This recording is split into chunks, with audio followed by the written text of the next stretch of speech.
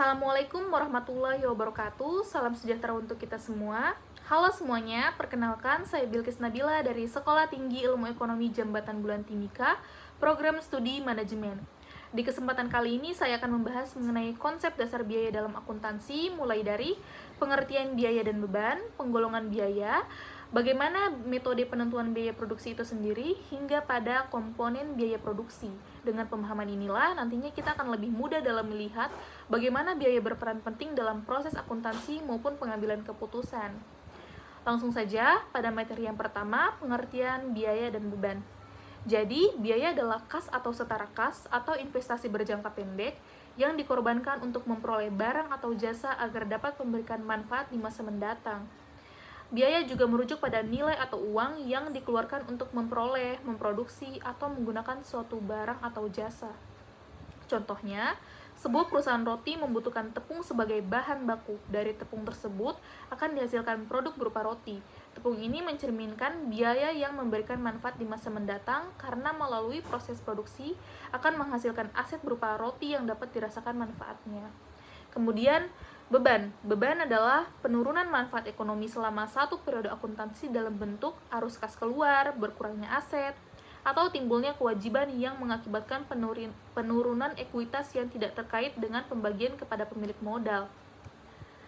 Beban juga dapat dipahami sebagai biaya yang telah memberikan manfaat dan kini telah berakhir atau expire. Contohnya, sebuah perusahaan roti membeli tepung sebagai biaya, karena tepung masih bisa diolah untuk menghasilkan manfaat di masa mendatang seperti roti.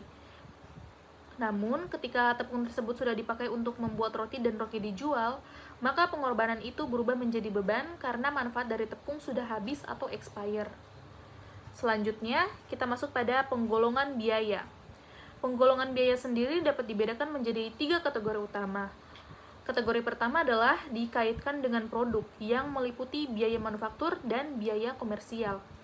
Untuk biaya manufaktur sendiri yaitu biaya yang berhubungan langsung dengan proses produksi. Contohnya seperti biaya bahan baku, tenaga kerja langsung, dan overhead pabrik. Dan untuk beban komersial yaitu biaya di luar produksi. Contohnya seperti biaya pemasaran dan administrasi.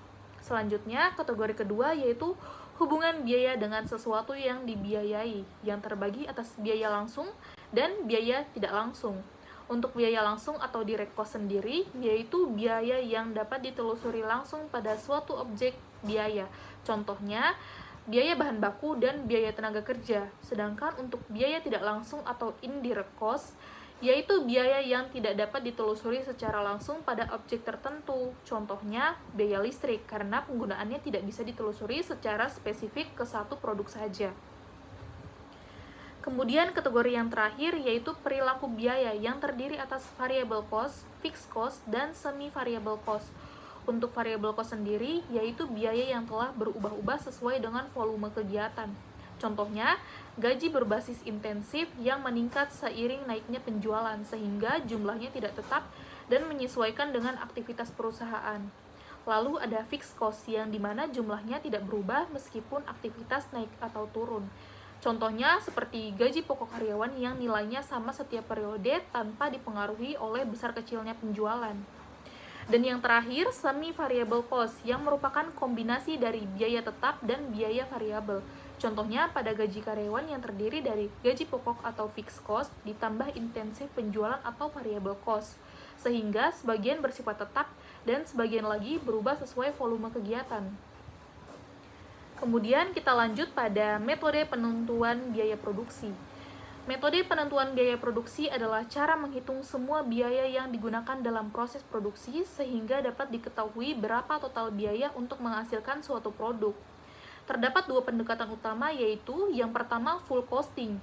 Metode ini memasukkan seluruh biaya produksi baik biaya tetap atau fixed cost maupun biaya variabel atau variable cost ke dalam perhitungan harga pokok produksi. Dengan cara ini, harga pokok produksi mencerminkan semua biaya yang benar-benar dikeluarkan perusahaan.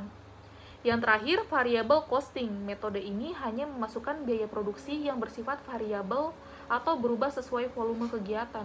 Sedangkan biaya tetap dianggap sebagai beban periode. Metode ini biasanya dipakai untuk analisis manajemen dalam pengambilan keputusan jangka pendek. Adapun komponen biaya produksi itu sendiri yang secara umum terdiri dari 3 bagian utama, yaitu yang pertama, biaya bahan baku langsung, yaitu biaya untuk bahan utama yang secara langsung digunakan dalam proses produksi dan menjadi bagian dari produk jadi. Contohnya tepung pada pembuatan roti. Yang kedua, biaya tenaga kerja langsung, yaitu biaya yang dikeluarkan untuk membayar tenaga kerja yang secara langsung mengerjakan proses produksi, misalnya upah pekerja yang membuat roti tersebut. Dan yang terakhir, biaya overhead pabrik atau BOP, yaitu semua biaya produksi selain bahan baku langsung dan tenaga kerja langsung. Contohnya, biaya listrik, penyusutan mesin, bahan penolong, dan gaji mandor. Demikian pemaparan materi dari saya. Semoga dengan dibuatnya video ini, kita semua dapat belajar dan memahami lebih dalam, sehingga ilmu yang diperoleh bisa menjadi bekal dalam dunia akuntansi maupun praktik-praktiknya. Apabila terdapat kekurangan dalam penyampaian, saya mohon maaf yang sebesar-besarnya. Terima kasih atas perhatiannya. Wassalamualaikum warahmatullahi wabarakatuh.